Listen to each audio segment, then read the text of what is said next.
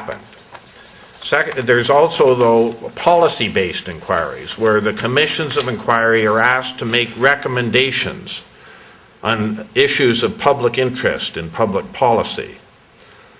And in recent years, at least, most inquiries have had both aspects to it. For example, let me give examples of the inquiries I did. In Walkerton, I was asked, the first part of my mandate, to look into what happened with the Walkerton water system. How could a publicly owned water system become so massively contaminated that people died and were sick, some permanently disabled, and so on? That was the fact-finding part. But then I was also asked, as a policy part of the mandate, to make recommendations to ensure the safety of drinking water across the province. And that covered, as you can imagine, a wide range of policy issues. In the Arar inquiry, it was the same thing. I was asked to fact-find, look into what happened to Mr. Arar and what role Canadian officials played. I was also asked, as Paul suggested in his remarks, as he mentioned, to make recommendations about the oversight of our security intelligence operations, so that in future, the idea, hope would be, there would be more oversight, independent oversight, to try to avoid these types of things in the future.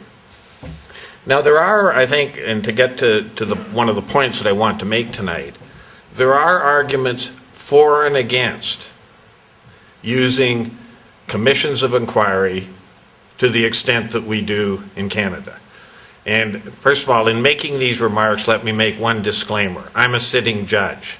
I don't propose to tell the governments whether they should use the public inquiry instrument or not. That would be inappropriate for me to do so. But what I can do is tell you from my experience and from reading up on the literature about them, what arguments are put out there either in favor of their use and those problems that some people see with them. The most frequently heard argument that's made in favor of public inquiries, the biggest advantage, is that it creates what is hopefully an independent, credible, thorough process that can look into whatever the problem of the day happens to be.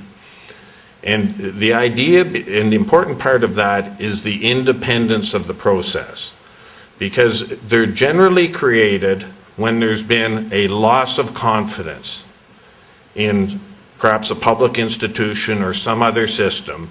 But whatever the problem is, the government comes to the conclusion, yes, we need something to regain confidence and the credibility that would come from having an independent investigation. And as I see it, that's one of the very important advantages of a public inquiry. The second is, and I think inquiries are sometimes misunderstood in this respect. The second is what I've touched on already, is public inquiries are established with a primary purpose of finding out what happened, but for the purpose of making recommendations so that it won't happen again, to improve the system, to address the problems. And people often on the outside who look at it sometimes think public inquiries are essentially a fault-finding exercise. That may be inevitably a part of it, that bad conduct will be revealed, mistakes will be uncovered. But the primary purpose is, certainly I view it, but also the courts, on occasion when they've had to review them, is a forward-looking one to make recommendations to avoid a reoccurrence of whatever the problem happens to be. So that in Walkerton and Arar, having found facts, I then went on in both cases, and whether people agree with it or not, made recommendations for changes that I considered would be useful in avoiding the type of problems that had happened. Another advantage of the inquiry process, it strikes me, is they provide a vehicle for broad public participation.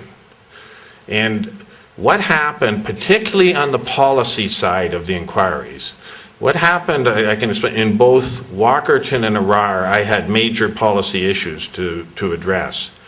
And rather than dealing with those by setting up hearings where lawyers are there and we're calling witnesses and cross-examining and arguing with each other, we established a process that was more like, I like to think of it as a university study, a round table. And we drew upon the expertise of people who had, say, in the drinking water field, who had experience, had organizations of every sort, environmentalists, the municipalities, the industry, people who are involved with government, the unions, and we drew on all of their experience about the issues, and they became deeply involved.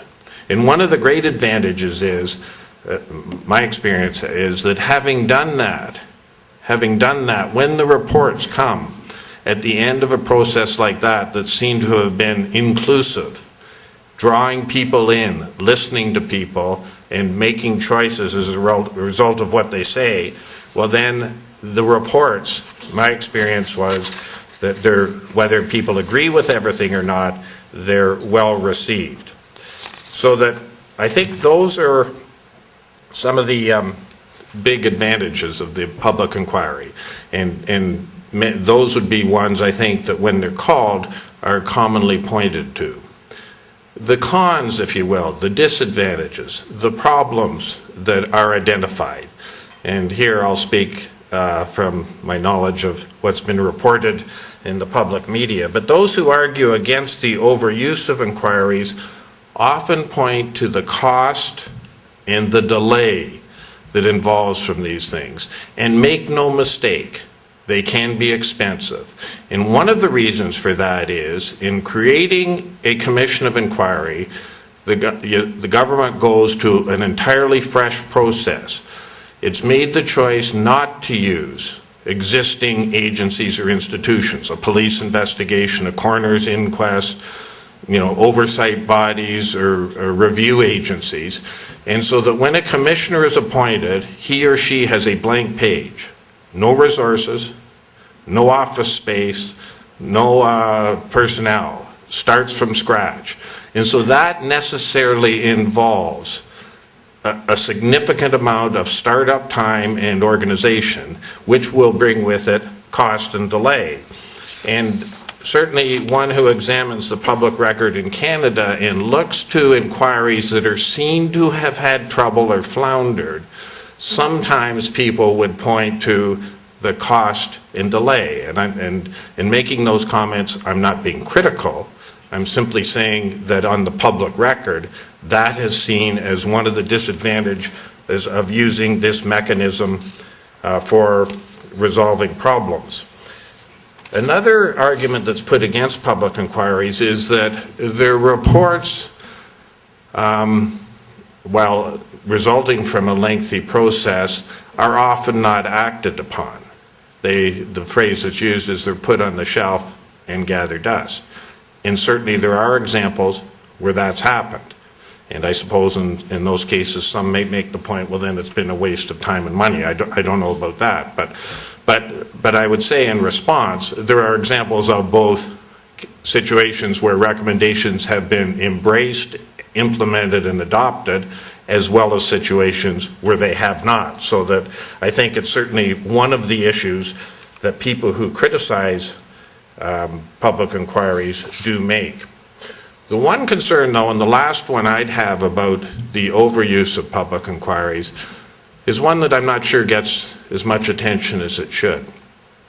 Public inquiries have a way, a potential at least, of damaging individuals' reputations in what can be an unfair way.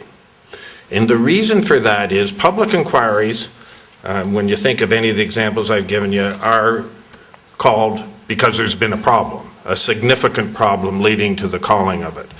And with a public inquiry, understandably, the media and public become very engaged by the process. The media coverage, for example, in the 2 inquiries I did, at times was intense. Sometimes the hearings would be on live national television. There'd be a media corps that covered the proceedings on a regular basis.